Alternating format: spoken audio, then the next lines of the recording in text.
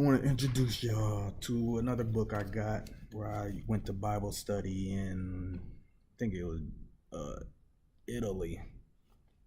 And I always question from a little kid what I read. Like it didn't conform to me because I'm not conformed to this world. Most of you may be conformed to this world, but I'm not conformed to this world. I learned to deal with it, and I learned to negotiate with it. You know, I was something like Tupac, had fight my angels fighting my demons. Most of y'all that know me know a whole lot. So this is what I got in Italy. Paul and Joseph Arimathea, missionaries to the Gentiles, where they thought they was, well, all the Israelites are Semitic tribes.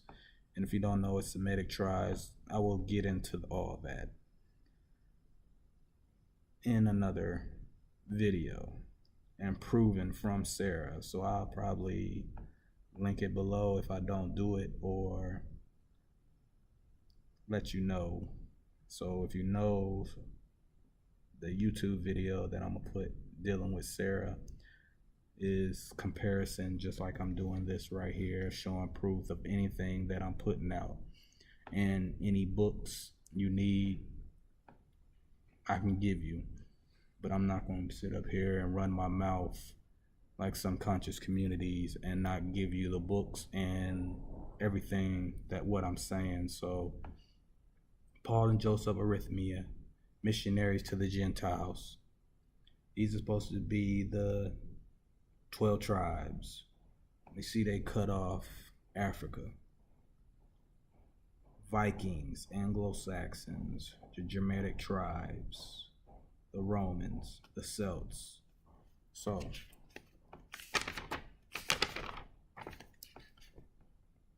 can they be trusted?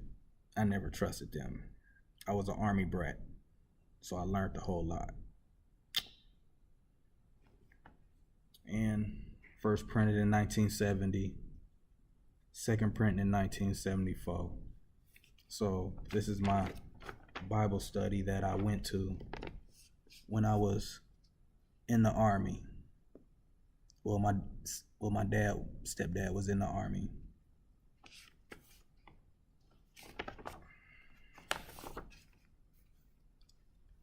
On these pages, you are going to read some of the evidence that the apostles Paul, Joseph of Arimathea, and others who knew our Lord in the flesh carried the gospel of Jesus Christ to the western part of Europe and the British Isles shortly after death and resurrection of Jesus. They established churches there and began preaching. That Christianized Western Europe and set the stage for England and Ireland to become the early Christian and missionary centers of the world. Much of what you will read in this small booklet is the events transpiring at the very beginning of what we know as Christian religion. They are of people and teachings that literally turn the world upside down, yet are little known in modern America.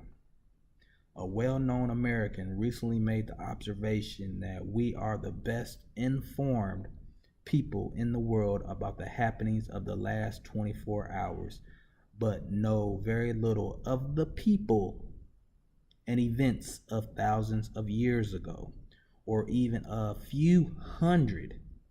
This brief history of our religion in its formative years is presented with the heartfelt prayer that you will receive a blessings from the knowing more about those who carried the story Jesus to our race.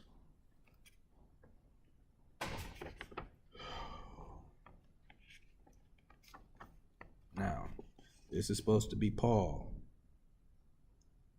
Paul was a Roman citizen, but he didn't look nothing like this, and never knew Jesus.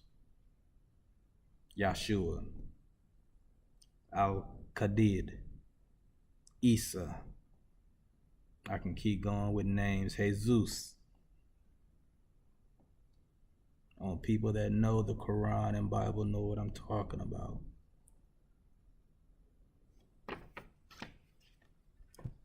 I have a book in front of me called The Drama of the Lost Disciples.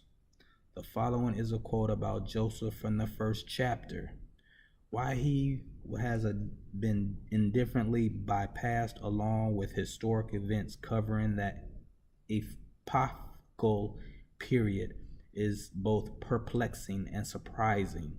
The part he played in preserving the word and in paving the path for the proclamation of the way to the world is as fascinating as it is inspiring.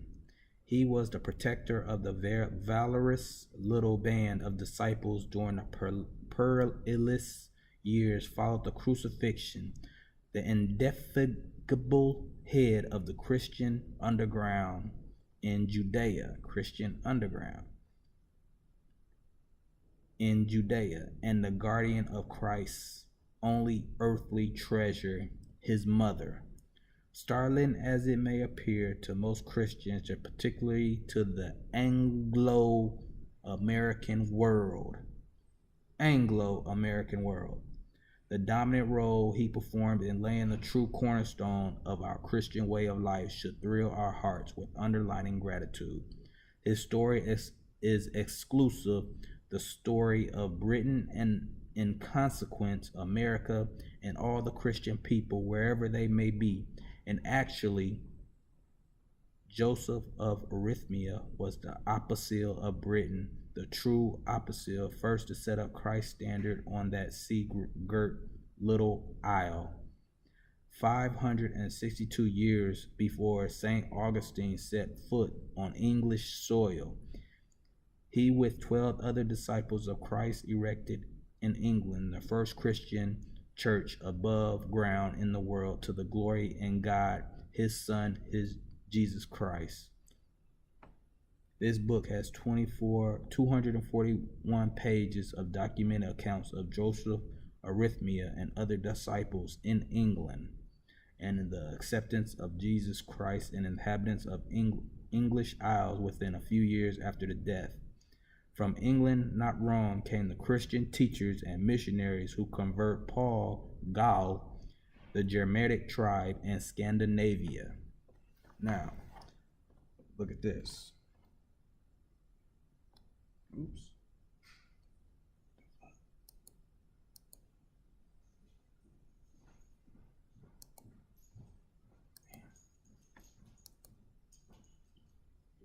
Oh no.